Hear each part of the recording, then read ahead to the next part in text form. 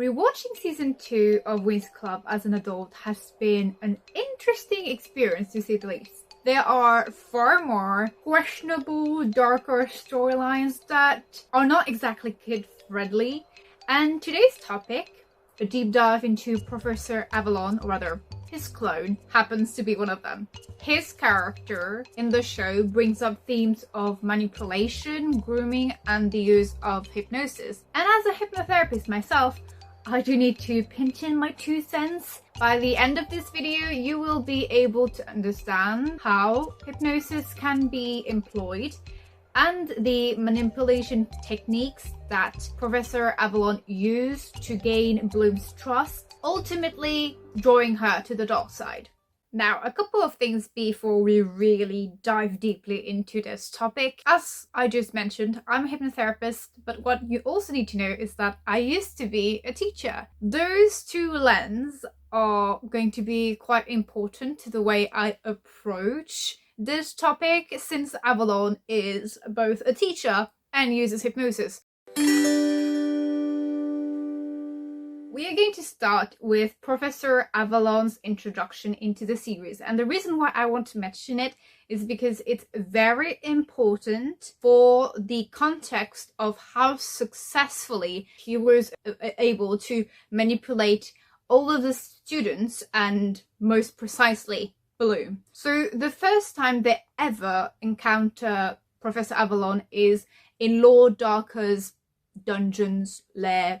Don't know how he calls it, but you know what I mean. He saves their skin, basically. That's what happened. And then he disappears. First initial impression, this guy is a white knight in shining armor. He just saved our lives. The initial impression that Bloom and Stella and Layla have is like a very good first impression. And unfortunately, once someone has made a good impression, it's very difficult for someone to keep piling the elements, the data they collect about this person, and then put it against their first impression and be like, oh, is this consistent behavior or is it not? Usually, first impression wins, and that's the end of it, unless something really big happens.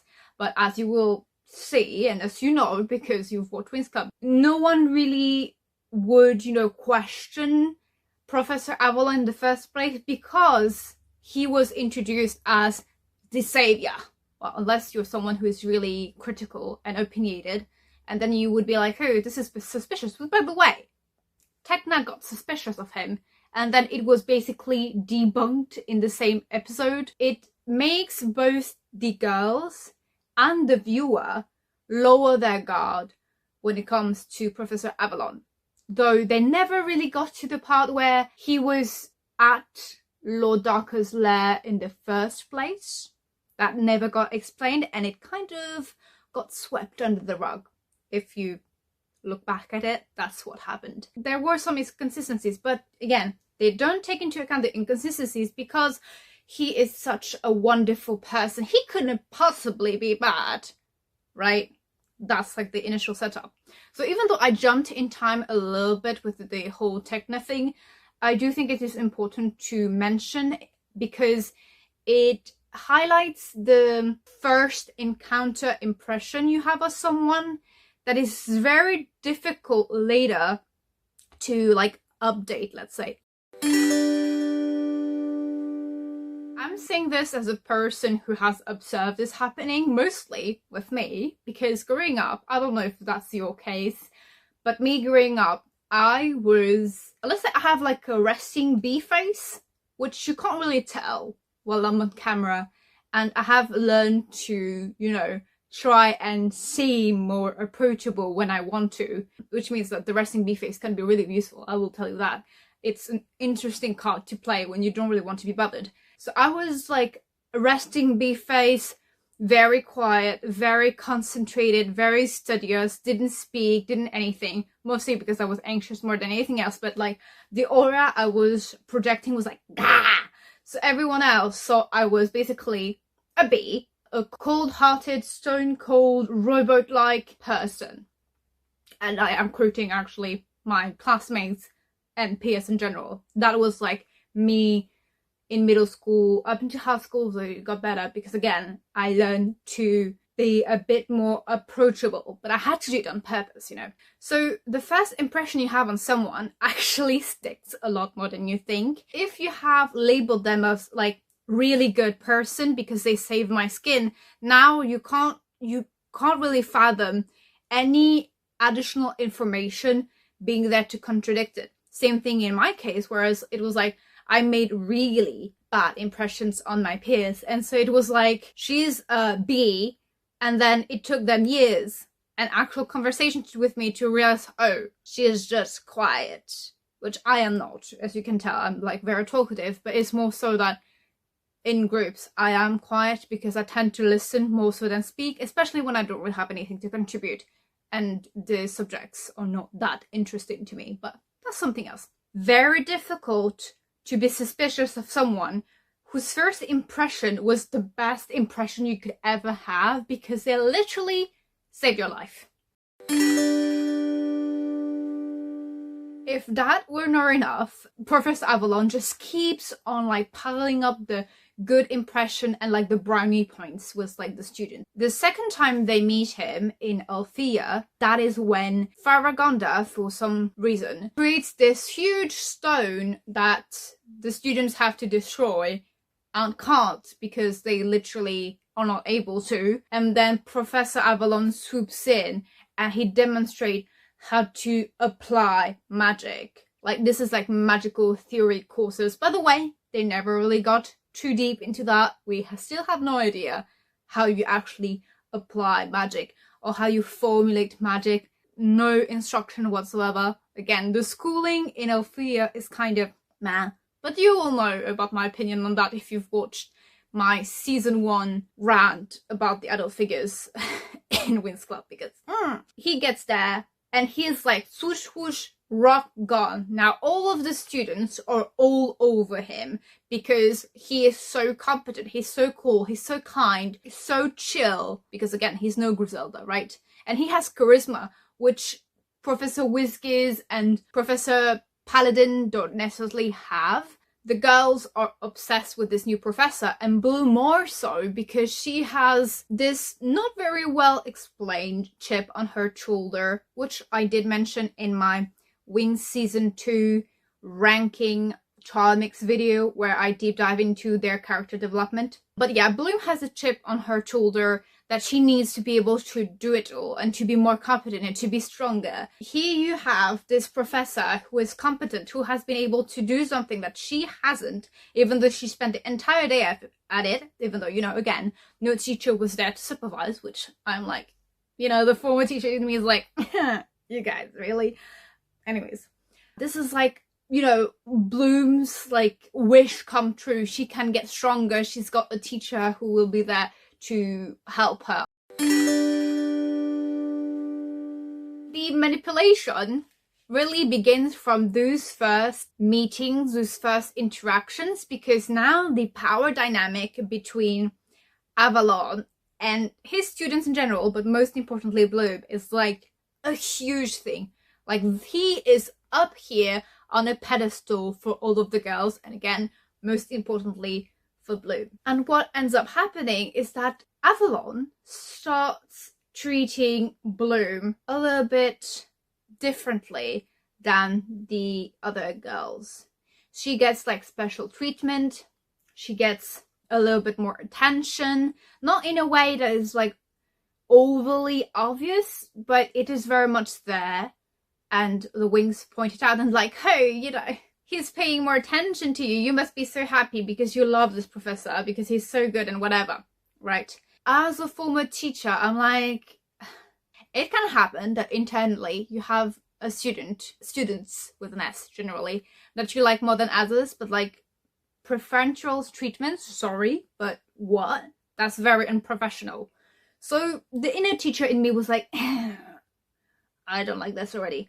But then what ends up happening over time is that Professor Avalon asks small, inconsequential favors from Bloom. Like, hey Bloom, can you bring me that document? Can you do this for me? Can you look after your classmates? By the way, why should she be looking after her classmates? Isn't that your job as a teacher? First point. Second point, that happened when they were in like Red Fountain, and like he was going off with the other teachers and he wasn't going to be with the students anyway, so why tell Bloom to keep an eye on her classmates? You see where I'm going here? Like, he keeps giving Bloom special attention and he keeps asking for small favors that she can very easily do, but that are very unnecessary because he could do it himself or he just doesn't need to. The reason why I'm mentioning this is because when people try to manipulate you, they aren't going to ask for the moon from the get-go, because like, what is the likelihood you're actually going to be willing to do this, right? I would say it works for like manipulation, but also temptation. Morally, if you have any morals, your conscience will be, oh no, I shouldn't be doing this. But if you tempt, or get tempted little by little, crumb by crumb, small choice by small choice, eventually you go down a path that is something that you never thought you would go down to. I want to give the example of cheating here, though it sounds like it's out of left field, but think about it. Someone who cheats on their partner, who committed to their partner and hasn't had a history of cheating before, for example, would think, oh, I would never cheat on my partner. But then, oh, there's a tiny glance here, there's a tiny glance there, and then oh, a small flirtation, and then, you know, and this is like small things that just add up over time, over months, sometimes years. And again, any type of temptation and manipulation works in that way. We're not going to ask like for the moon at first, but we're going to ask for like, hey, would you mind just slightly, you know, going slightly to the left, because I prefer having this viewpoint from, you know, this right side. And like, this is like a very small thing that you can very easily do, but they ask for an inch, and then they ask for like your hand, and then they ask for your arm. That's how it goes. And that is what Professor Avalon is doing. This just keeps, you know, being amped up over time, and mostly we don't really see it, but it's very easy to assume that that is going on like behind the scenes of, you know, something that is not happening on screen, but obviously is happening because of the relationship between Bloom and Avalon. Now we get to the hypnosis, where I'm going to take off my teacher lens and take on my hypnotherapist lens. So when it comes to the hypnotic sessions that they have two of them.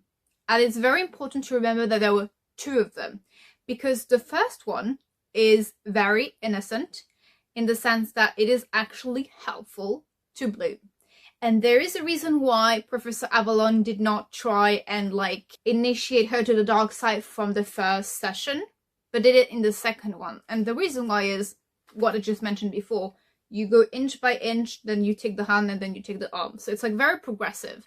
If you want to not arise someone's guard, that's how you go. Slow and steady wins the race. I mean, it even works for like manipulation, which is unfortunate, but unfortunately that's how it goes. And the second reason why he would do this in the context of hypnosis specifically is because, and this is not something you would know unless you've had a hypnotherapy session before or were exposed to hypnosis, but the way hypnosis works is that basically when you are put in like a hypnotic trance, you're basically in a state of mind that is more malleable in the sense that you're more open to suggestions. Now, how easily and how quickly you get into that state, I do think depends on how much your guard is up in general, and also the type of hypnosis that is used on you. I'm going to give you a couple of examples. The hypnosis you might be more familiar with is stage hypnosis. You know, when a hypnotist goes and say, hey, jump under the table and act like a monkey. That type of hypnosis. So first of all, as someone who has been exposed to it once, and this was before I became a hypnotherapist, by the way, when I was a teenager, there was this event where a hypnotist was invited as some form of like entertainment, and this stage hypnotist basically prompted people, and you had this whole audience, like a stadium of teenagers, right? And I'll tell you, like, I did not budge an inch. Nothing worked for me. But like 3 or 4 people in the audience walked off and were very much like hypnotized under that state already. And my theory as to why this happened, even though I know I'm very suggestible myself, because again, I'm a hypnotherapist, I've done hypnotherapy session with other people and they've done it on me, so I know I'm suggestible, right? I think that in this particular case, a stage hypnotist can't just like get everyone under his control, because the, let's say, resistance you're going to put, like how much your guard is up, is like not on the same level. Are you a very trusting person or are you a very cautious person?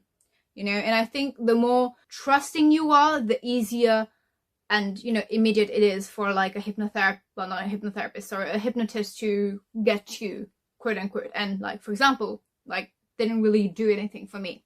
A hypnotist would have to do a lot more work to get me under, you know, their control, quote unquote. They are very much unaware of what's going on when they are in that state, those people, you know, and they really believe whatever it is that the hypnotist is saying, which is very different to what I do as a hypnotherapist. Believe it or not, but what Professor Avalon was doing in the first session was actually a lot more similar to a real hypnotherapy session, in the sense that he was able to relax Bloom, get her into a hypnotic state, and in that state you have an easier time reaching for information in your subconscious, which is how we hypnotherapists help you heal those emotional wounds that you have, or like work on the phobia that you have, that you don't exactly know why you have them, because sometimes that is a thing too,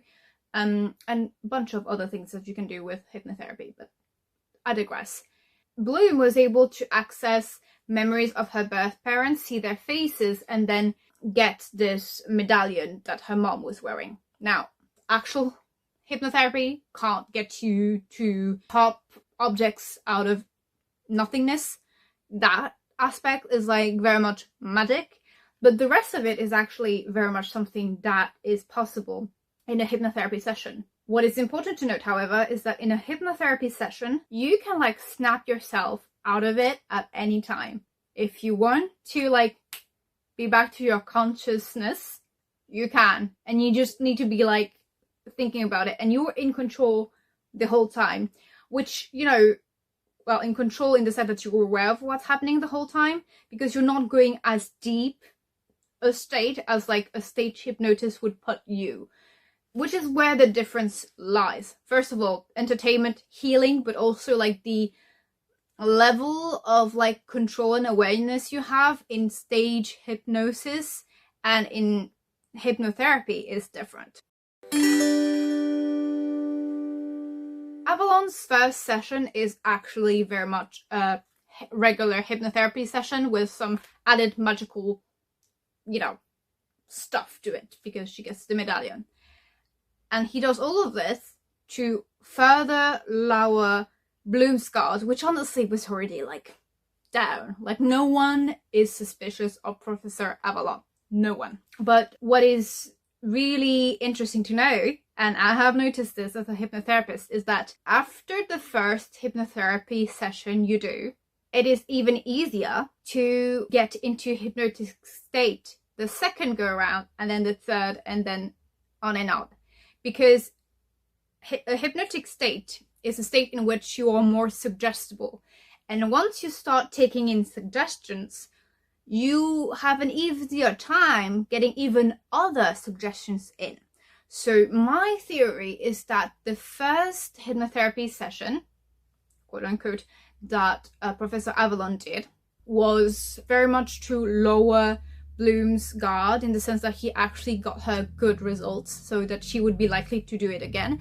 But also, once you've actually been able to walk someone through their subconscious, it's easier to walk them through their subconscious as time goes on, and you do it again and again and again.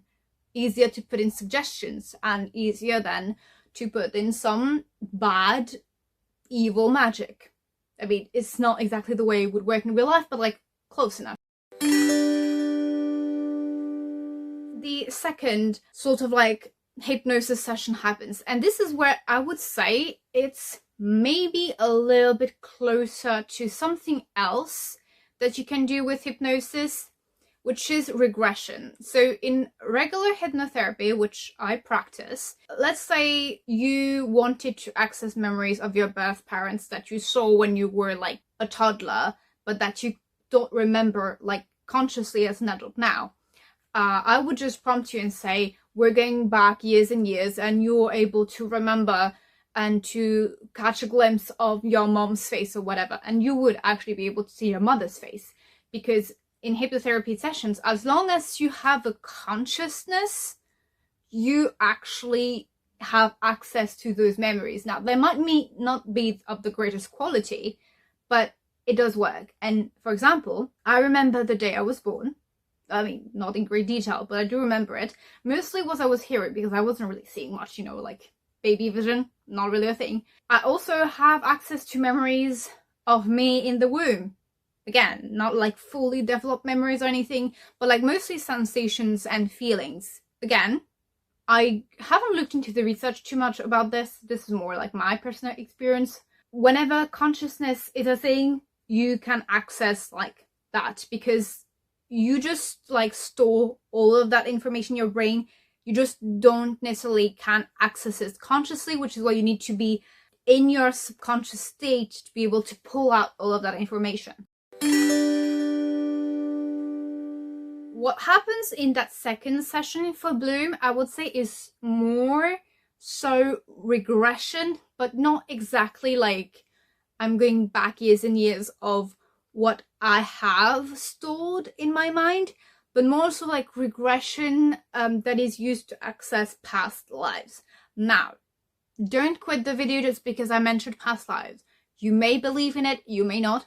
I personally do, because I've had some experiences that have heavily hinted at some things that I've experienced in the past that I have no business knowing. But anyways, even though it's not like a scientifically proven like practice, let's say, it is very much a practice. And if you've grown up around energy work, crystals, Reiki, all of that, the chakra, you would know about this. If you haven't, you wouldn't, but I'm telling you that this is something that very much exists. I mean, I grew up with it, so I kind of know about it already, but you know, I would say this is like much closer to this, because she was like not seeing actual memories of events that happened to her, and she was exposed to like malicious energy, which, you know, we know have been put there by Professor Avalon, but this is something that I would say is probably more likely to happen in like past life regression or like shamanic journeys or those sort of things that actual like hypnotherapy lets gain some information that is stored in your mind right now that you just can't access because your conscious mind is working, not your subconscious. So I just want to, you know, slide that in, and you know, whether you believe it or not, I just want to tell you like the difference, that it's not something that like the hypnotherapy that I do would actually be able to do, because again, you can snap out of it, you still are very much in control. So I'm like the fact that you didn't have control there of what was going on, I was like not exactly the brand of hypnosis that I use. Maybe it would be more similar to this, but again, since I don't practice it either, I don't really know.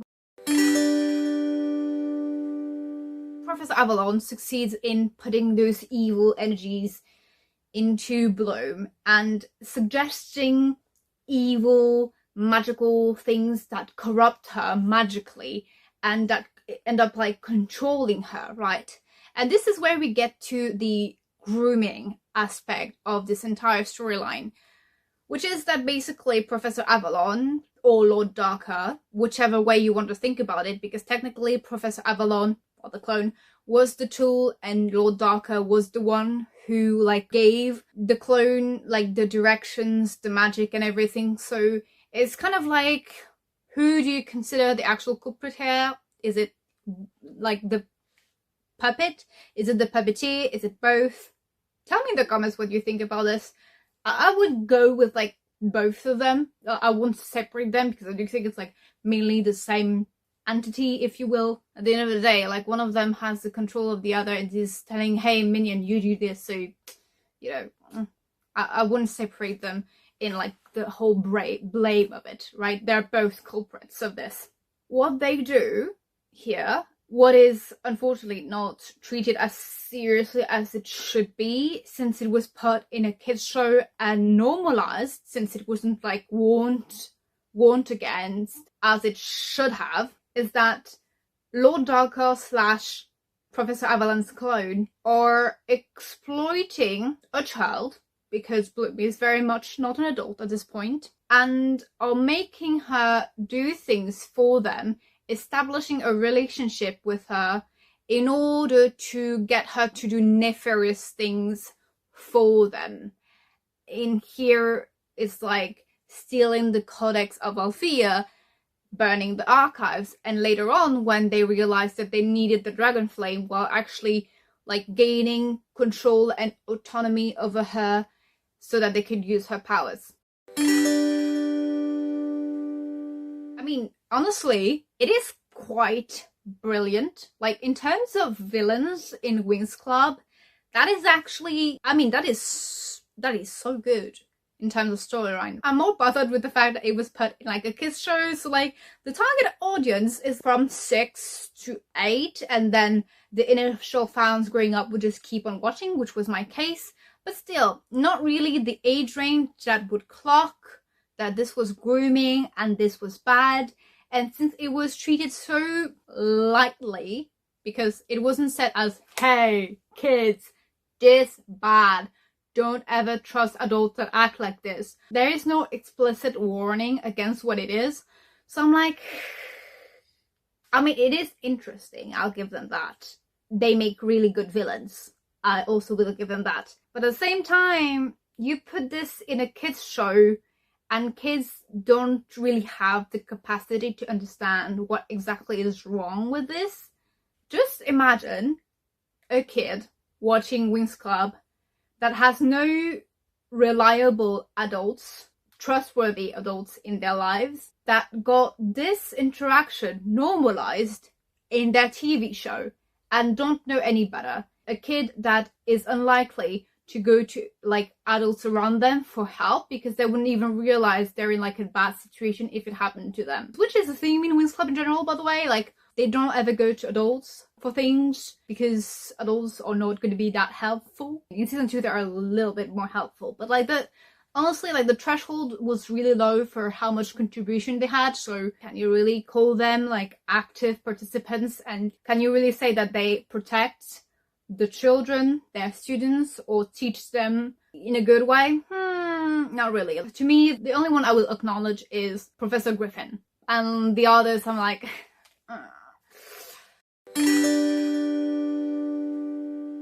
Tell me what you think in the comments. I would love to know. I know this is a bit of a different angle than you probably are used to, just because I don't know how many hypnotherapists were like, you know what, this was actually accurate to how a hypnotherapy session actually happens, and this is why it's working. And by the way, tell me if I did a good job explaining it. If you want like a follow-up video that talks more in depth about how hypnotherapy works and how you can actually use it to help you, because again, the whole basis of like hypnotherapy, there's the therapy part, is that it helps with things like becoming your better self, getting rid of your limiting beliefs, getting rid of your fears, getting rid of a lot of things that are just holding you back. The way we go about this, because again, when you're in a hypnotic state, you're more suggestible, so you're more suggestible to change. Please like and subscribe if you haven't. I would love for you to follow along this journey that I'm going on in this channel.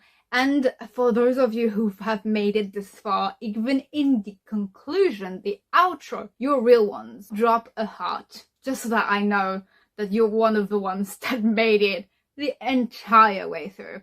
And on that note, check out the video that is over here that I think you are going to like.